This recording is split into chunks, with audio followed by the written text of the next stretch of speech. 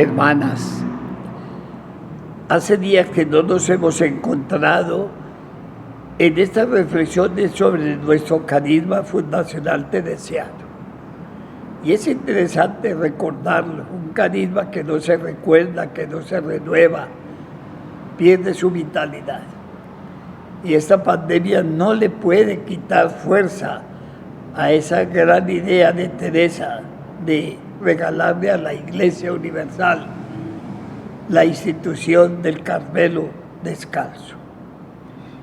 Estos días encontré en YouTube un correo de las carmelitas descalzas de La Ceja, Antioquia, donde al describir la vida que ellas llevan, una de las religiosas se hace esta pregunta: ¿esta vida nuestra de hoy sí responde a las necesidades, a las exigencias de la iglesia de nuestro tiempo, de hoy? Esa pregunta ella trata de responderla a su manera, pero nosotros lo que hemos preguntado desde hace varios meses es lo siguiente: la reforma carmelitana, esa gran obra de Teresa, sus fundaciones, sus escritos, toda esa vitalidad que ella le regaló a la iglesia de su tiempo y a la Iglesia Universal, sí tenían razón de ser. Si era una exigencia de la iglesia, de la vida religiosa y de la vida carmelitana. En cuanto a exigencia de la iglesia, ya hemos visto que sí. Era una iglesia que había perdido su unidad. Era una iglesia que estaba en un momento en que había dejado entrar muchísimos elementos a su moral, a su vida, a su espiritualidad.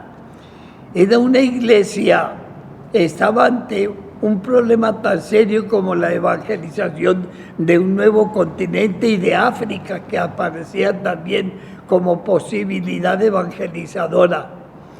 Una iglesia que necesitaba una reforma, que pedía a gritos un concilio, etc.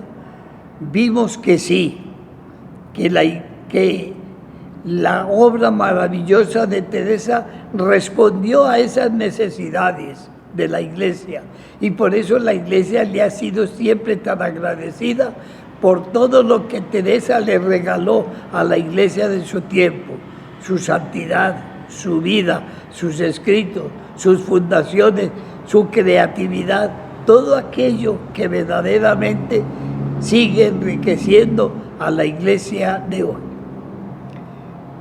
¿Cómo era la vida religiosa en tiempos de Teresa?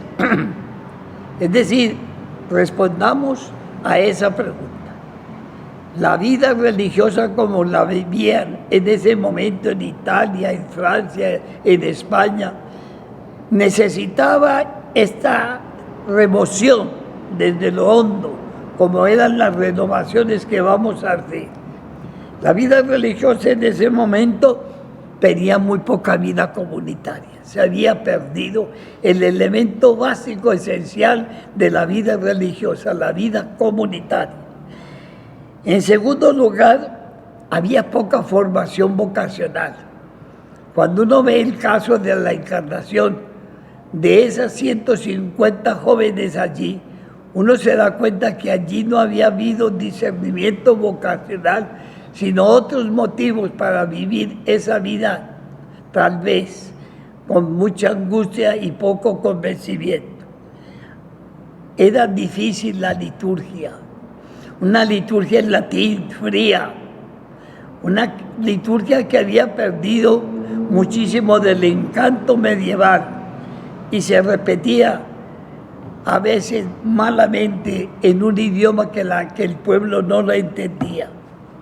Una iglesia, una vida religiosa con mucho ascetismo, de silencio, de penitencia, de cosas. A esta vida religiosa le faltaba teología de la vida religiosa. Teología es los motivos por los cuales yo me consagro, yo le digo a Dios sí todos los días.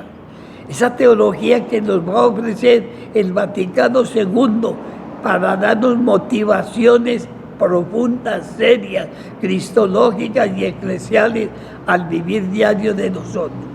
Faltaba pues una teología.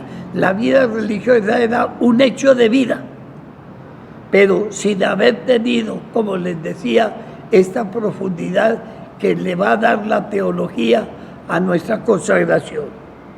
También teníamos en esta iglesia de su tiempo la injerencia de los laicos. Había mucha injerencia de laicos en las fundaciones, en derechos, en privilegios en las comunidades. Todo eso le quitaba libertad, entusiasmo, fuerza a la vida religiosa.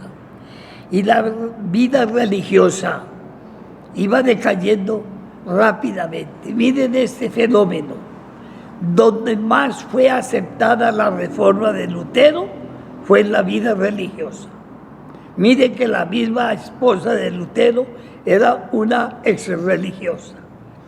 Por eso la vida religiosa en los países que aceptaron el luteranismo, en las diversas iglesias en que se ramificó, la vida religiosa desapareció.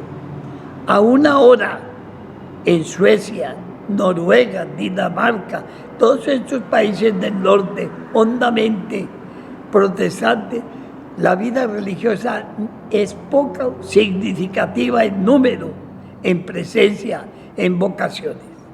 De modo que vemos que sí, que la vida religiosa necesitaba empuje, creatividad, personas decididas, para que volvieran a tener la fuerza que tuvieron toda la vida monástica, toda la vida de la Edad Media, en los diversos fundadores, Francisco, todos los santos fundadores de la Edad Media. La Iglesia, pues, la vida religiosa, que debe ser siempre alma de la Iglesia, fuerza de la Iglesia. Verdaderamente la Iglesia se apoya muchas veces en toda la labor de la vida religiosa, en este momento por las causas que les he dicho, mucho ascetismo, poca vida, poca oración personal, poca reflexión teológica. La vida religiosa necesitaba una reforma, un cambio, una novedad, y esa se la va a dar Teresa y otros grandes renovadores que tuvo el siglo XVI en España, en Italia y en Francia, que le devolvieron a la vida religiosa la actualidad y la verdadera fuerza eclesial que debe distinguirla. Hasta otro momento, hermanas, en que continuemos nuestras reflexiones para agradecerle a Dios el regalo inmenso de nuestra vocación, el regalo inmenso de nuestros fundadores, el regalo inmenso de poder tener hoy una vida religiosa, teológica, ascética y mística con la fuerza que debe tener hoy en estos momentos.